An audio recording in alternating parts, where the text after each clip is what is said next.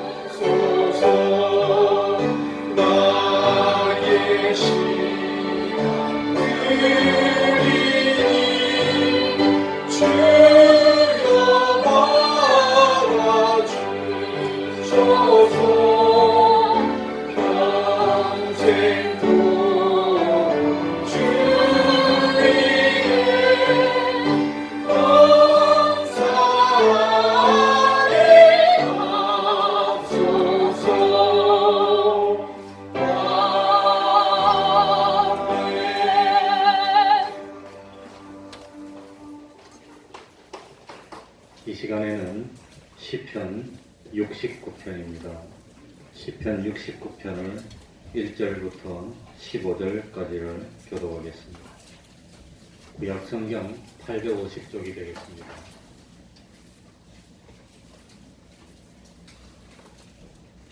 구약성경 850쪽이 되겠습니다. 시편 69편입니다. 교독하겠습니다. 하나님이여 나를 구원하소서. 물들이 내 영혼까지 흘러 들어왔나이다. 내가 살고 싶으니 기쁨스러움에 가자며 네 문물에 들어가니 문물이 내게 영원하리라. 내가 부르짖음으로 피곤하여 내 목이 마르며 내 하나님을 바람으로 내 눈이 쇠하였나이다. 고이 나를 미워하는 자가 내 머리털보다 많고 물이 내 원수가 되어 나를 끊으려 하는 자가 강하였으니 내가 주시지 않는 것도 모르게 되었나이다. 하나님이여 나의 우매함을 아시오니 내 죄가 주의 앞에서 숨김이 없나이다. 만군의 주 여호와여 주를 바라는 자로 나를 인하여 시험을 당하게 하옵소서. 이스라엘의 하나님이여 주를 찾는 자로 나를 인하여 유연하게 하옵소서. 내가 주를 위하여 회방을 받았사오니 수치가 내 얼굴에 덮였나이다. 내가 내 형제에게는 비리되고 내 모친의 자녀에게는 의인이 되었나이다. 주의 집을 위하는 열성이 나를 삼키고 주를 회방하는 회방이 내게 미쳤나이다. 내가 곡하고 기식하므로 내 영혼을 경계하였더니 그것이 도리어 나의 욕이 되었으며 내가 굵은 배로 내 옷을 삼았더니 내가 저희의 말거리가 되었나이다.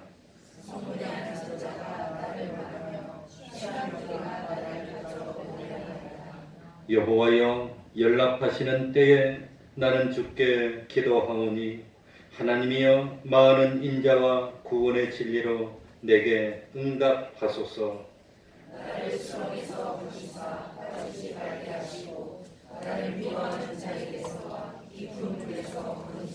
다 같이. 큰 물이 나를 엄몰하거나 기쁨이 나를 삼키지 못하게 하시며 웅덩이로 내 위에 그 입을 닫지 못하게 하소서. 아멘. 이제 하나님께 방송으로 기도드리겠습니다. 하나님 아버지, 하나님 아버지를 부르시니 감사합니다. 이 시간을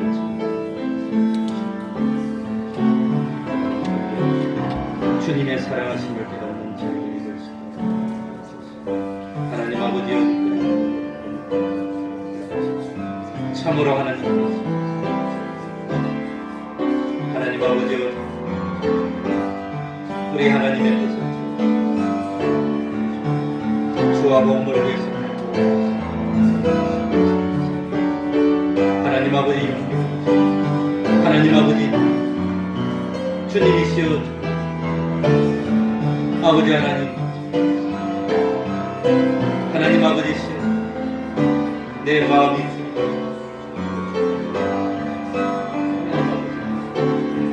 주여 주여 하나님 앞에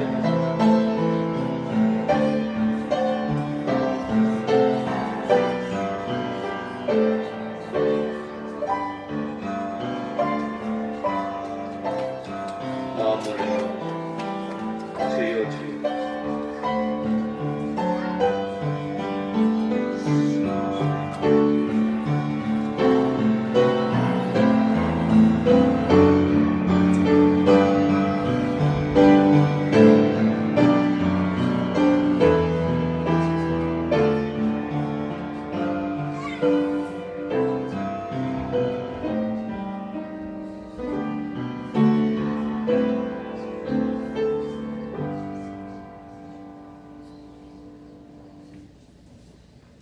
하나님의 말씀 로마서 16장 1절입니다.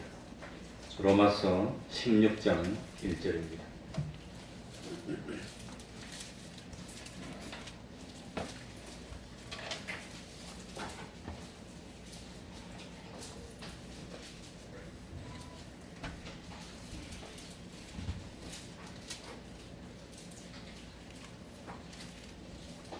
로마서 16장 1절입니다.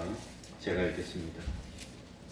내가 겐그레아 교회의 일꾼으로 있는 우리 자매 베베를 너희에게 천거하노니 너희가 주 안에서 성도들의 합당한 예절로 그를 영접하고 무엇이든지 그에게 소용되는 바를 도와줄지니 이는 그가 여러 사람과 나의 보호자가 되었음이니라. 너희가 그리스도 예수 안에서 나의 동력자들이 브리스가와 아굴라에게 문안하라.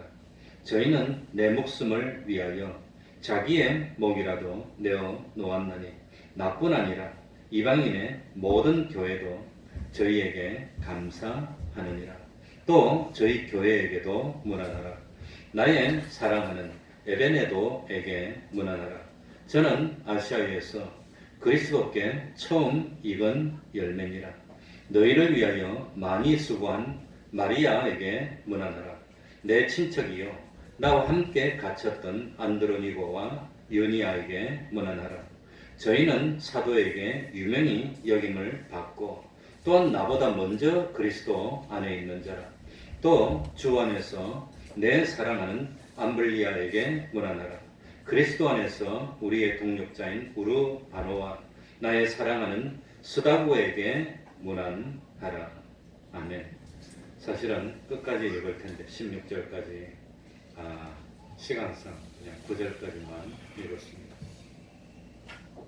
하나님의 감동을 받은 사도 바울은 마음에는 소원이었지만 아직 한 번도 방문해 주지를 못했던 로마에 있는 성도들에게 로마서를 기록해서 그 로마의 성도들이 믿음 위에 굳게 서도록 하려고 했습니다.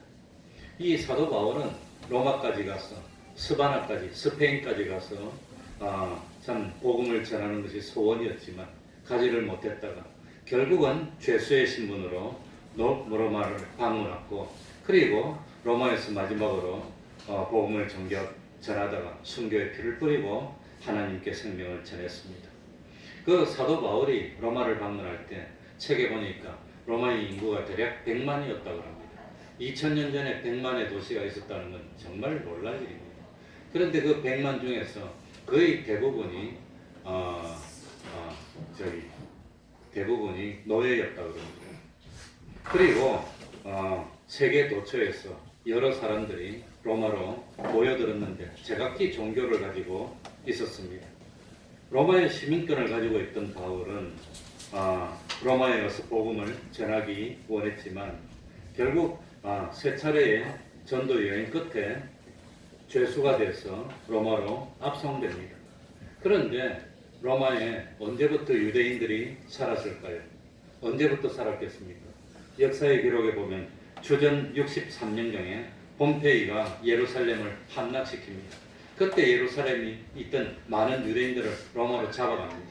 그래서 그 유대인들이 로마에서 노예가 돼서 전쟁 노예가 돼서 살다가 그 대부분의 사람들이 하나님의 은혜로 자유를 얻습니다.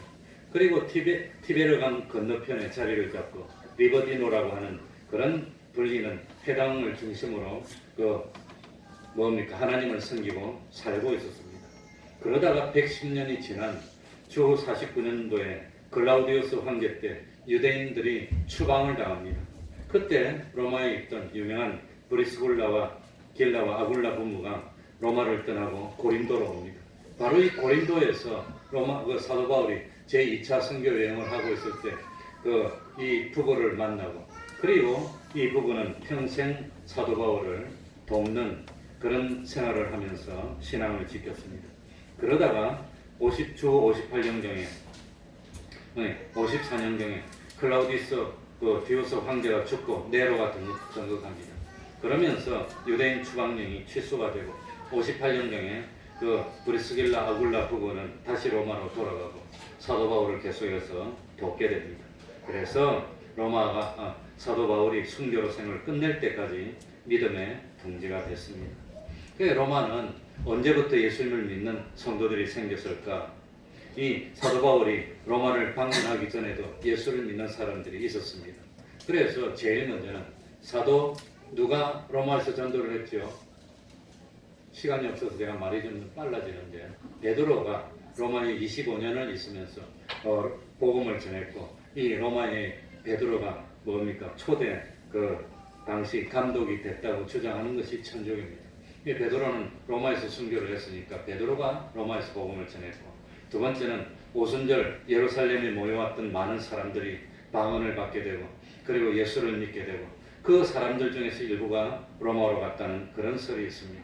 그리고 세 번째는 세계 각처에서 사도 바울에게 복음을 듣고 예수를 믿었던 사람이 제각기 다른 시기에 다른 목적으로 로마에 모여들면서 로마에 예수 믿는 사람들이 생겨졌다고 보는 견해도 있습니다. 아무튼 하나님이 감동을 받았고 사도 바울이 이 로마서를 기록하게 됩니다. 저도 이 성경을 읽다가 로마서 16장을 읽고 감동을 받아서 준비를 하게 됐습니다. 그래서 사도 바울이 로마서를 쓰면서 마지막 부분에 무려 24명이나 되는 사람을 이름을 한 명씩 부르면서 문안하라 그러는 겁니다. 그러니까 이 24명이 구체적으로 누군지 브리스길라와 아굴라 같은 사람은 우리가 알고 있지만 나머지 사람들은 잘 모릅니다. 그러나 참 바울에게 복음을 전하는 일에 많은 도움을 줬던 사람이고, 바울은 절대로 그 일을 잊지 않고 기회가 됐을 때 성경의 이름을 남김으로 영광스럽게 했다고 하는 겁니다. 우리들도 어려울 때 도움을 바랍니다. 누군가가 좀 도와줬으면, 그래서 그때 도와주면 기뻐합니다. 그러다가 시간이 지나면 어떻게 되지요? 다 잊어버립니다. 어쨌든지 참 사도 바울은 그걸 잊지를 않았다고 하는 겁니다. 그리고 하나님의 감동에 따라서 영원토록 없어지지 않는 성경 말씀에 이 자랑스러운 이름을 24명을 일일이 다 열거를 합니다. 얼마나 자랑스러운 이름입니까? 사도 바울에게 복음을 받았고 예수를 믿는 사람이 그 당시에 얼마나 많았겠습니까? 그 많은 사람 가운데 이 24명이 참 사도 바울의 마음에 남아있었고, 그건 결국은 하나님의 마음에 남아있었고, 하나님이 이 사람들을 인정했고 영원토록 빛나는 이름이 되게 만들었다고 하는 겁니다. 그러니까 참 하나님은 절대로 하나님을 위해서 노력하고 수고한 그거 절대로 잊지 않으시고 반드시 영원한 것으로 갚아주시고 상 주시는 하나님을 바울을 통해서 나타내셨다고 하는 겁니다. 이걸 믿습니까? 우리 한번 해봅시다. 아멘. 아멘. 이렇게 좀 해야지 그냥. 왜 그래 잘하는데 그냥. 그래서 사도 바울이 감동을 받아서 24명의 사람들을 적었는데 이 24명 중에는 유명한 사람도 없습니다. 권세자들도 없습니다. 그건 하나님께 의미가 없기 때문입니다. 바울은 한결같이 이 사람들이 복음을 위해서 헌신한 사람들이고 참 뭡니까? 하나님을 위해서 헌신한 사람들을 적었습니다. 그런데 제가 이 16장을 설교하려고 딱 보니까 딱 읽어보니까 사람마다 평가가 달랐습니다. 여기 딱 읽어보면 어떤 사람에게는 내가 사랑하는 보고밖에 없고 어떤 사람에게는 내가 많이 수고한 이렇게 사람마다 강조한 것이 다르더라고 하는 겁니다. 이름이 올라가지 않은 사람이 대부분이고 자랑스럽게 이 이름이 올라간 사람이 24명이고 그 24명도 각각 사도 바울이 평가할 때 열심히 했고 많이 했고 그냥 했고 그게 달랐다고 하는 겁니다. 나중에 하나님이 우리에게 그리스도의 심판대에서 영원한 것으로 상을 줄 때도 그게 다를 겁니다. 그 심판은 공심판이 있습니다. 공적인 심판, 백보자 심판이 있습니다. 그 심판은 하늘나라 가나 못 가나 심판하는 겁니다. 우리는 그 심판을 받지 않습니다. 다 통과했습니다. 우리는 그리스도의 심판대 앞에 서서 행한 대로 하나님이 갚아주실 겁니다. 자, 시간이 되는 대로 우리 1절부터 한번 읽어보겠습니다. 1절 자랑스럽게 한번 읽어봅시다. 내가 같이 읽습니다. 시작. 내가 겐그레아 교회의 일꾼으로 있는 우리 자매 베베를 너희에게 천거하노니. 그런데 이 24명 중에서 최초로 나오는 사람이 남자입니까 여자입니까? 여자였다. 놀랄 일입니다. 정말로 놀랄 일입니다. 충격입니다. 예수님 당시는 사람 셀 때 오늘 우리 태평동교회 몇 명이나 왔습니까? 딱 대략 보면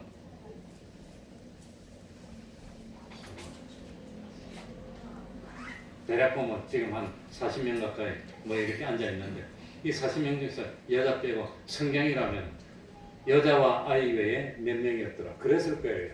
여자는 숫자도 안 들어가는 사람이다. 숫자도 안 들어갈 때입니다. 그때는 아이들하고 여자는.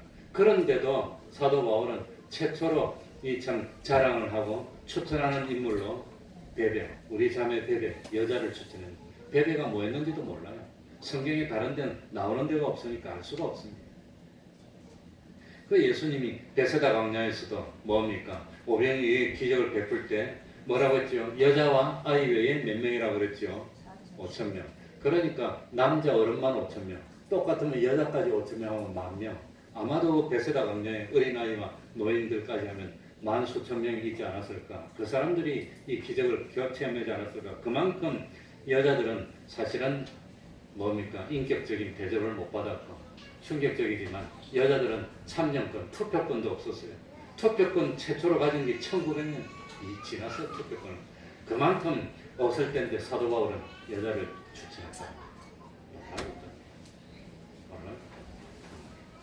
그래서 내가 겐그레아 교회의 일꾼으로 있는 겐그레아가 어딘지 지도를 찾아보니까 고린도 옆입니다. 고린도 동쪽으로 14km 떨어져.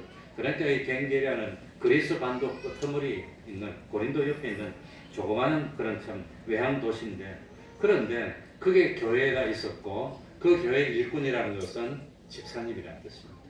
그러니까 사도 바울이 저 로마의 이제 참 내가 고린도 옆에 개인거래 교회에 여자 집사님 베베가 있는데 그 집사님이 로마로 갈 건데 여러분들에게 추천한다는 걸 그걸 성경에 기록했다는 거 얼마나 놀라운 일입니까? 지금도 해외 나가가지고 볼일 볼 때 남자가 그냥 혼자 쑥 가서 볼일 보면 쉽습니까? 힘듭니까? 힘들어요. 저도 최초로 해외 나가본 게 2010년도인가 그때 우리 동의 때문에 이제 한번 갔는데 나는 뭐 영어과 나와서 영어가 자신 있으니까 뭐 앞도 모르고 뒤도 모르고 진리도 없고 그냥 갔으면 말하면 되니까 그냥 비행기 타고 와가지고 마닐라를 막 돌아다니다 갔는데 지금 생각하면 끔찍해요. 그냥 바가지도 쓰고 그냥 누가 데려가면 어쩔 거예요. 뭐 집집마다 찾아가면 빈민가에 갔다가 누가 뭐 날 잡아가면 그래가지고 뭐 총 맞으면 그런데 2000년 전에 여자의 신분으로 혼자 로마에 간다는 건 거의 불가능입니다. 거의 불가능이고 남자가 혼자 가는 것도 어려울 겁니다. 그러니까 사도 바울이 아마도 로마로 이제 참 하나님을 위해서 갈 일이 있는 베베를 위해서 성경에다가 이 베베가 가니까 너희들이 마중 나왔다가 도와주라는 걸 성경에 기록한 겁니다. 그러면서 베베가 나왔다고 합니다. 참.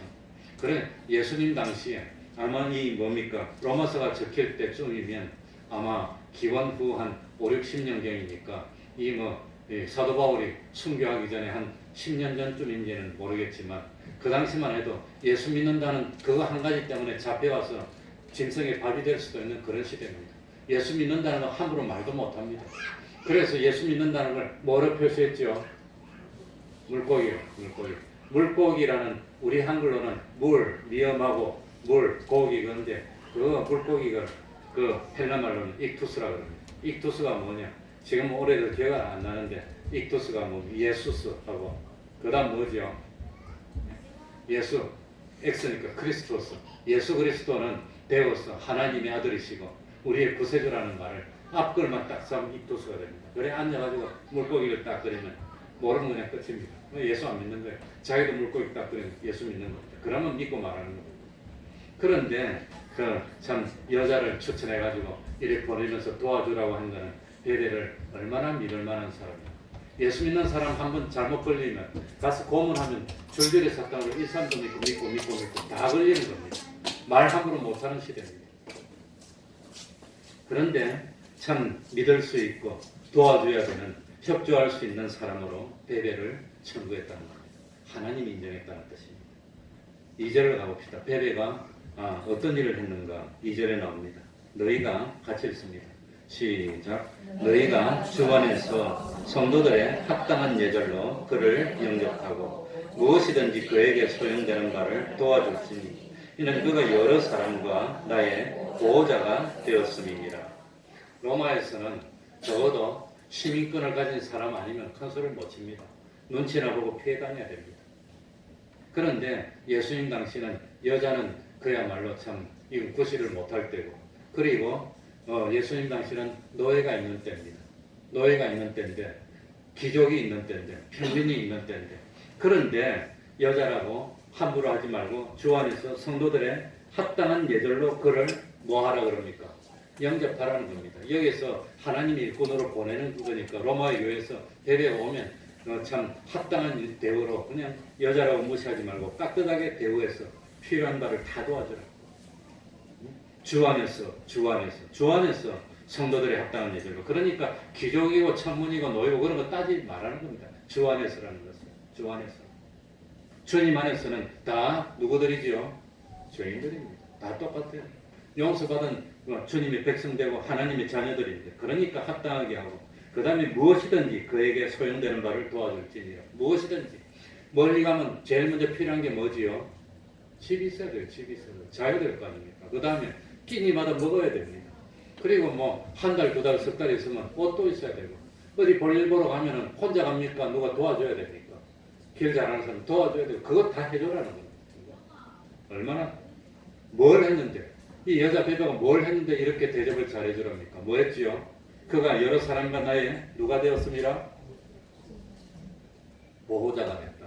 보호자가 뭔가? 무슨 뜻인가? 아무리 주석하고 참고서 읽어봐도 별로 설명이 없고 모르겠대. 왜 보호자가 있는지. 저는 원래 소설을 잘 씁니다. 왜 베베 보고 보호자가 있을까? 사도 바울은 집도 없어요. 여기저기 가다가 몸이 아프면 돌봐줄 아내도 없어요. 그런데 사도 바울이 어느 날 베베가 있는 갱거레에 갔더니 갱거레 베베가 아마 자기 집에 사랑방을 만들어 놓고 엘리야를 갖다가 영접하고 엘리사를 영접한 것처럼 이 참 사도 바울 같은 사람을 집에 재워주고 먹여주고 입혀주고 그랬던 거 아닌가. 그래서 베베를 보호자라고 했던 거 아닌가. 사도 바울뿐만 아니라 주님 안에서 수고하는 사람들이 멀리서 오면 우리 집으로 가자고 해서 사랑방을 옆에 딱 따로 만들어 놓고 거기 모시고 맛있는 반찬도 주고 따뜻하게 불도 떼주고 아프면 치료도 해주고 그래서 보호자 역할을 했다는 것. 그걸 이 사도 바울이 잊을 수가 없어서 로마서에서 추천했다고 합니다. 그리고 두 번째로 나오는 사람이 누구지요? 3절 4절 읽어봅시다. 3절 4절. 자, 다음부터 집게를 하나 준비해 주세요. 잡는 사람 옆에 가서 꼭 집어주세요. 3절 4절입니다. 다 같이 읽겠습니다. 너희가 시작. 너희가 그리스도 예수 안에서 나의 동역자들인 브리스가와 아굴라에게 문안하라. 저희는 내 목숨을 위하여 자기의 목이라도 내어놓았나니 나뿐 아니라 이방의 모든 교회도 저희에게 감사하느니라. 그리고 사도 바울이 두 번째로 내세웠던 사람이 누구지요? 브리스가와 아굴라. 아마 브리스가는 브리스길라의 준말로 여깁니다. 그러니까 브리스길라와 아굴라 부부를 언급하면서 문안하라. 잊어버리지 말고 참 인사도 하고 참 접대도 하고 참 영접도 하고 그렇게 하라고 한 겁니다. 그래서 이 사도 바울이 브리스길라와 아굴라 부부에 대해서 또 문안하라고 쓴 성경이 있던데 그게 어디 있나 제가 찾아보니까 사도 바울이 순교하기 직전에 최고로 마지막에 적은 성경이 뭐였지요? 제일 마지막으로 적었던 성경이 뭐였지요? 뭐였지요? 디모데후서. 디모데후서가 4장까지 있는데 디모데후서 4장 19절인가 보면 20몇 절까지 제일 마지막에 브리스길라와 아굴라 부부를 문안하라고 나옵니다. 그러니까 이 브리스길라와 아굴라 부부가 얼마나 사도 바울에게 도와주고 참 충성하고 하나님께 참 믿음을 잘 지켰는지 죽기 전에 마지막으로 하나님의 감동을 받아서 성경을 적으면서 브리스길라 아굴라 이 부부를 언급했다는 거예요. 그러니까 참 이 부부가 사도 바울에 있어서는 없어서는 안 되는, 물론 뭐 누가도 있고 마가도 있고 뭐 믿음의 아들인 뭐 디모데도 있고 뭐 참 많이 있지만 여기서 브리스길라와 아굴라 부부를 이렇게 하나님의 감동으로 적고 이 브리스길라와 아굴라 부부는 특별히 하는 업이 뭐였지요? 하는 업이 뭐였지요? 천막 만드는 하는 일을 했습니다. 천막만. 그런데 그 업이 하필이면 누구하고 똑같았지요? 바울하고 똑같았어요. 그래서 바울을 자기 집에 영접해서 아마도 같이 천막을 만들고 일을 하고 그러다가 이제 바울이 떠나면 뭐 이렇게 챙겨드리고 그랬던 것 같습니다. 그러면서 바울이 죽을 때까지 변치 않고 함께했던 부부가 브리스길라와 아굴라 부부였다고 합니다. 그래서 이 브리스길라 아굴라 부부를 하나님께서 인정하고 그 참 하나님이 인정했다는 표로 성경의 이름을 이렇게 자랑스럽게 남겼습니다. 우리 교회도 이렇게 참 하나님이 볼 때 잊을 수가 없어서 성경의 이름을 남기는 그런 여러분들이 많이 나왔으면 좋겠습니다. 그래서 이 브리스길라와 아굴라 부부는 특별히 어떤 믿음이었느냐 보니까 저희는 내 목숨을 위하여 자기 무엇이라도 내어놓았나니 자기 뭐 이게 누가 한 말입니까? 브리스길라 아굴라 부부가 신앙 간증하면서 자랑하면서 하는 말입니까? 사도 바울이 한 말입니까? 사도 바울. 그래 우리가 간증 같은 걸 많이 안 하는데 왜 간증하면 대부분 뻥튀기가 좀 많아. 전부 다 신문이나 책이나 간증 쓴 거 보면 거의 레퍼토리가 똑같아요. 거의 똑같아요. 뭐 아팠거나 실패했거나 방황했거나 나쁜 일 했거나 나중에 거의 뭐 레퍼토리가 똑같아요. 그런데 자기가 그런 말 하면은 그건 좀 자기 자랑도 될 수 있고 그런데 누가 그런 말을 했습니까? 하나님의 감동을 받은 바울이 그런 말을 했습니다. 바울. 저 사람들은 나를 위해서 목이라도 내어놓은 사람이라고 바울이 그랬습니다. 내어놓았나니 이 시제도 보세요. 내어놓을 거라고 아니고 내어놓았나니 이렇게 해놨습니다. 그러니까 브리스길라와 아굴라 부부는 이 하나님이 보실 때 순생과 순교의 삶을 살았던 부부로 하나님이 인정하십니다. 그래서 성경의 기록에서 영원히 여러 사람들에게 본이 되고 참 영광이 되도록 이름을 기록했던 믿음의 부부고 이 브리스길라와 아굴라 부부는 고린도에서 사도 바울을 만났고 이 사도 바울에게 복음을 받았고 그래서 죽음이 갈라놓는 순간까지 사도 바울을 돕는 것이 하나님께서 자기에게 주신 사명인 줄 알고 바울을 돕고 끝까지 믿음을 지켰던 사람이고 그걸 하나님이 인정해서 이렇게 성경에 이름이 나옵니다. 5절에 봅시다. 또 저희 무엇에도 무난하라 교회. 저희 교회라고 번역했는데 영어 성경이나 다른 걸 보면 저희 집의 교회입니다. 그러니까 브리스길라와 아굴라 부부는 자기 집을 교회로 내놓은 겁니다. 집에서 교회를. 초대교회 시절에는 그런 게 많았습니다. 자기 집에서 예배드리고 교회로 쓰면 불편할까요? 편리할까요? 교회 안 가도 되고 앉아있으면 사람들이 찾아오니까 얼마나 불편하겠습니까? 집에 그냥 손님 한번 데려오려고 해도 부인들이 좋아합니까? 싫어합니까? 싫어해요. 누가 한번 올라오면 일주일 전부터 청소하거든. 이 안경 쓰고 보면 곳곳에 그냥 찌끄레기하고 다 있어. 머리카락도 있고 이거 있는데 뭐 그걸 갖다 이제 치우기 시작하고 부엌에 먹을 때 치우기 시작하고 화장실에 또 이거 뭐 닦기 시작하고 왜 닦나고 이렇게 좀 있으면 누가 온대. 집에서 교회 하면 주일날 와, 저녁에 와, 수요일 와, 금요일 와, 무슨 일이 있으면 또 와서 기도해. 수시로 왔다 갔다 하고 예배 끝나면 그냥 갑니까? 또 뭐 접대라도 해야 됩니까? 얼마나 힘듭니까? 남자가 더 힘듭니까? 여자가 더 힘듭니까? 여자가 몇 배로 힘들지. 나도 그거 알아요. 나도 모르는 거 아니야. 손이 안 따라와서 그렇지. 여자가 100배로 힘들지. 그러니 지금은 그래도 남자들이 좀 도와주잖아요. 나도 도와줘요. 그래도 빨래도 좀 개고 나도 해요. 전혀 안 하는 거 아니야. 나도 조금씩은 하지. 청소하기를 싫어해서 그렇지. 그런데 2000년 전에 남자는 부엌 옆에만 가면 2000년 전, 100년, 50년 전에만 해도 남자가 부엌에 들어오면 못 들어오게 하는 집안도 있다니까요. 그러니 옛날에 2000년 전에 얼마나 힘들었을까. 밥 해줘야지, 음료수 대접해야지, 청소해야지, 수시로 교인 들어서 기도한다면 같이 기도하고 접대해야지. 그러니까 남자가 신앙이 더 좋아야 됩니까? 여자가 더 좋아야 됩니까? 여자가. 그래서 브리스길라가 아내입니다. 아굴라가 남자입니다. 항상 여자 이름이 먼저 나오는 거 보니까 브리스길라가 믿음이 더 좋았던 거 아닌가 그렇게 생각이 됩니다. 그리고 뭡니까? 5절에 보면은 또 나의 사랑하는 에베네도에게 문안하라. 저는 아시아에서 그리스도께 무슨 열매니라? 처음 이은 열매니라. 첫 열매니라. 저도 며칠 전에 칭찬받았습니다.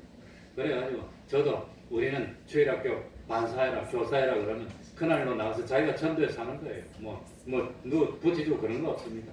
근데 제 대학생 때 그 청량리 이제 교회에서 다녔는데 25살 때인데 목사님이 하루는 부르더니 신영철 내일부터 반사회 그러더라고.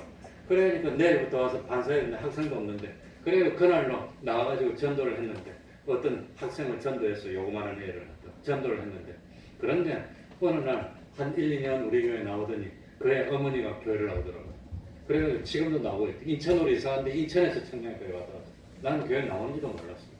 그런데 청량교회 오전에 우리 다른 목사님이 신방 간다고 갔는데 다 모였는데 다 밥 먹는데 목사님들 한 10몇 명 모였는데 내가 와보니까 1000마리가 하는 말이 그 목사님들 많은데 그 어떤 집사님이 참 인천에서도 그렇게 나오고 있고 그 사람이 그렇게 착실하고 충실하고 그런데 내가 그 집사님 집에 신방 갔더니 자기가 그러더랍니다. 그 집사님 난 다른 목사님 모르겠고 신현철 목사님이 총각 때 우리 집에 그렇게 열심히 신방 와서 자기 감동받아서 예수 믿게 됐다고 그 말 하더래요. 에베네도가 그 역할을 했다는 거예요. 그러니까 내가 낙심이 되다가도 그 사람이 그렇게 열심히 믿고 그 집에 아들이 박정기가 이런 조금 떨어져서 취직을 못하는데 내가 사업하는 집사님 집에 취직시켜줬어. 그 집사님. 근데 지금 나이 50대인데 지금도 그 회사 다니고 있다. 이제 분가해가지고 그 회사에 집어넣어 놓고. 그 집사님이 그 30년 전에도 1년에 한 7, 80억 했는데 지금은 얼마나 더 하는지 난 모르겠고 아무튼. 그런데 지금 그 회사에 좀 높은 사람 됐대. 벌써 수십 년 지났어. 그러면서 하니까. 그러니까 내가 낙심되더라도 내가 그때 참 철없을 때 그때 뭣도 모르고 막 뛰다니면서 했는데 그게 예수 믿더니 지금도 그게 구역장이 되고 참 이 기둥이 되고 사도 바울도 이 복음을 전하다가 낙심하고 힘들 때 첫 열매가 누굽니까? 에베네도가 있는데 그 에베네도가 그렇게 신앙을 잘 지켰어. 그래서 여기 보니까 에베네도가 첫 열매라고 한 것은 에베네도가 믿었어. 구원 얻었다는 것을 하나님이 선포한 겁니다. 첫 열매라고 그랬습니까? 그러니 사도 바울이 참 힘들 때마다 에베네도를 생각하는 겁니다. 그놈이 지금도 열심히 하고 있으면 힘이 생기고 용기가 생기고 참 다운됐다가도 막 일어서게 되고 첫 열매를 잊을 수가 없어. 이 에베네도가 그런 역할을 했다는 겁니다. 그래서 하나님의 감동을 받아서 이 에베네도가 참 자기한테 복음을 받았고 첫 번째로 전했는데 그게 예수를 믿더니 사랑구실을 하고 교회의 기둥이 되고 그게 수십 년이 지나도 잘 믿고 있다는 걸 생각할 때마다 힘이 샘솟고 내가 주님을 위해서 열심히 해야 되겠구나 열심히 해야 되겠구나 용기를 주고 그랬다고 하는 겁니다. 그래서 적어놨어. 그럴듯합니까? 첫 열매라고 왜 적었을까 생각해보니까 첫 열매가 그거야. 6절에 봅시다. 시간이 없다. 너희를 위하여 어떻게 수고한 마리아에게 문안하라. 많이 수고한. 이 수고라는 것은 뭡니까? 핍박 그런 게 아니라 막 그냥 시간이 없을 때나 있을 때나 교회 일만 있으면 열심히 나서 막 열심히 노력하고 누가 보여주지 않아도 열심히 막 노력했는데 그걸 누구는 알고 있었단 말입니까? 하나님이 알고 있었어. 그래서 그걸 갖다가 사도 바울이 잊을 수가 없어. 그러니까 너희를 위해서 많이 수고한 마리아. 이 마리아가 어느 마리아인지는 알 수가 없습니다. 그러나 분명한 것은 많이 수고했다고 하는 겁니다. 그러니까 이 사도행전 16장 1절부터 16절까지 24명이 나오는데 24명 중에 들어간 것만 하더라도 얼마나 자랑스러운 건지 모르는데 사도 바울이 이 24명을 정평평가, 냉정하게 평가하는 겁니다. 그러니까 베베는 청구했습니다. 그리고 브리스길라 아굴라는 목숨이라도 내어놓을 사람이라고 그랬습니다. 그리고 뭡니까? 에베네도는 첫 열매라고 그랬습니다. 그리고 마리아는 많이 수고했다고 그랬습니다. 첫째로 보면 내 친척이요. 이 친척은 실제로 뭐 사촌이나 오촌이나 그런 거일 수도 있지만 동족을 친척이라고 표현할 수도 있다고 합니다. 그러니까 이 참 함께 갇혔던 아마도 이 안드로니와 유니아는 뭡니까? 함께 갇혔고 그래서 아마 이 사도 바울하고 함께 이렇게 하고 그냥 힘들어도 복음 전하다가 감옥에 갈 때 같이 감옥에 가는 그런 수고를 했습니다. 그리고 8절에는 내 사랑하는 암블리아에게 암블리아는 그냥 내가 사랑한다는 말만 많이 있습니다. 많이 쓰고 그런 게 나오지 않는다고 합니다. 그러니까 명단에 들어간 것만 해도 자랑스럽고 영혼이 빛나고 그러겠지만 사람을 일일이 한 사람 한 사람 그대로 행한 대로 평가했고 나중에 행한 대로 하나님이 그대로 갚아주실 거라고 합니다. 사람은 좀 고맙다 했다가도 좀 지나면 잊어버려요. 좀 잊어버렸다가 섭섭한 거 있으면 원수로 알아요. 그게 사람입니다. 하나님은 절대로 그러지 않습니다. 하나님은 우리가 잘못한 것은 다 용서해 줍니다. 주님의 피로. 그리고 조금만 수고한 거 있으면 그거는 잊지 않으시고 반드시 갚아주신다는 것. 그걸 참 하나님이 사도 바울을 통해서 이 로마서 16장을 통해서 우리에게 가르쳐 주셨습니다.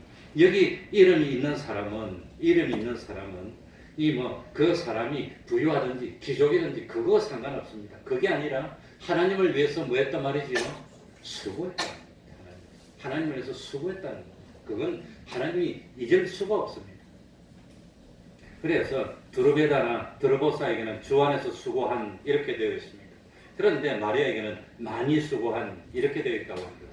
그러니까 하나님이 상을 줄 때는 행한 만큼 많이 주실 줄 압니다. 그리고 마지막으로 한마디만 더 하면 특별히 8절에 보면 누가 나오지요? 내 사랑하는 누가 나오지요? 암블리아. 이 암블리아라는 사람은 특별한 경우인데 이 암블리아는 우리는 읽어도 느낌이 없지만 그쪽 사람들은 이 암블리아라는 이름이 당시에 노예들에게 쓰던 라틴계 이름이라고. 그러니까 이 암블리아는 누구라 말이죠? 노예라고. 이 암블리아만 노예가 아닙니다. 9절에 보면 그리스도 안에서 우리의 동력자인 우르바노에게 했는데 우르바노도 이름이 노예에게 붙이던 라틴 이름이라고. 우르바노도 노예. 그러니까 여기 당시에 노예는 짐승입니다. 인격이 아닙니다. 그냥 나가다가 죽으면 내버리면 끝입니다. 그런 노예인데도 나의 누구라고 표현합니까? 동력자. 동력자가 무슨 뜻이죠? 나하고 똑같은 위치에서 똑같이 하나님의 일에 쓰임받는 동료라. 노예인데도 사도 바울은 로마에 시민권이 있는데 무시할 수도 있는데 동력자라고 표현한 겁니다. 동력자. 그러니까 이 성경을 한 단어 한 단어를 알면서 새겨보면 감동이 밀려옵니다. 그리고 11절에 나기수는 글라우디우스 황제 때 자유를 얻어서 성경 말고 아마 이 역사에도 나오는 유명한 노예였다고 합니다. 그런데 너무 공로가 많아서 자유인으로 보내준 그런 사람이랍니다. 그런데 예수를 믿었어요. 그리고 뭡니까? 아리스토블로는 10절에 나오는 아리스토블로는 헤롯 가문의 사람이니까 귀족이고 왕족입니다. 그러니 이 참 귀족도 왕족도 노예도 시민권 있는 사람도 주님 안에서는 똑같은 동력자, 똑같은. 하나님은 그것 따지지 않습니다. 뭐만 따졌습니까? 하나님을 위해서 많이 뭐한 거? 수고한 거. 그것 따지는 겁니다. 많이 수고한 것도 몸이 못 움직이는 사람은 기도만 열심히 해도 많이 수고한 겁니다. 몸이 건강한 사람은 열심히 움직여야 수고한 겁니다. 하나님은 뭡니까? 달란트를 주신 대로 자기 달란트 가지고 수고한 거, 그걸 하나님이 일일이 가중치를 매겨서 영원한 것으로 갚아주시는 그런 하나님이니까 얼마나 공의로운 하나님입니까? 그 사람 노예라고 해서 잊어버리거나 여자라고 해서 무시했거나 그런 게 없고 일일이 열거했습니다. 아마 하늘나라 가면 생명책에 우리 태평동계 집사님 누구누구 집사님은 몸이 불편하고 힘들었는데도 남몰래 그렇게 충성했다 적어놨을 거예요. 적어놨을 겁니다. 그러니까 사람은 잊어버리고 사람은 무시할 수도 있지만 하나님은 절대로 잊지 않고 영원한 것으로 상 주시는 하나님을 믿습니까? 아멘. 크게 믿습니까? 아멘. 믿고 냉수한 그릇에 쓰고도 하나님 잊지 않습니다. 기도하겠습니다. 하나님 아버지 감사드립니다. 어떻게 해서 내가 구원받았는지, 어떻게 해서 이 믿음을 가지게 됐는지 감사할 뿐입니다. 기쁠 뿐입니다. 이제 내 앞에는 영원한 하늘나라가 기다리고 있습니다.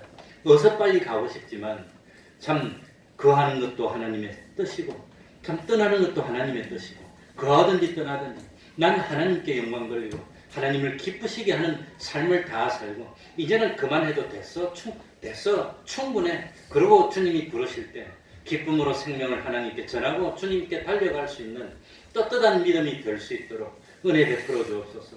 나라의 앞날이 어떻게 될지 알지 못하는 이때에 하나님 아버지, 하나님이 보시기에 이 땅 위에 의인 10명이 우리 태평동교에서 나와서 참 믿음의 그루터기가 되고 복의 근원이 돼서 우리 집사님들이 너무너무 참 아름다운 신앙을 가지고 있어서 우리나라 전체가 복을 받지 아니할 수 없는 그런 믿음의 그루터기가 되는 저희들 다 될 수 있도록 은혜 위에 은혜로 더하여 주시옵소서.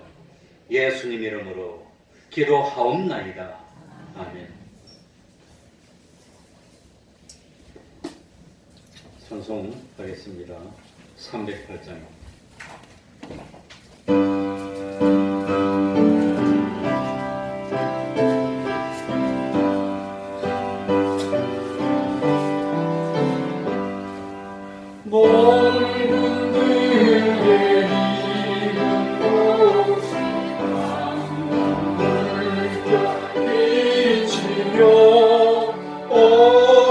어디든지 태양빛의 양빛 진동아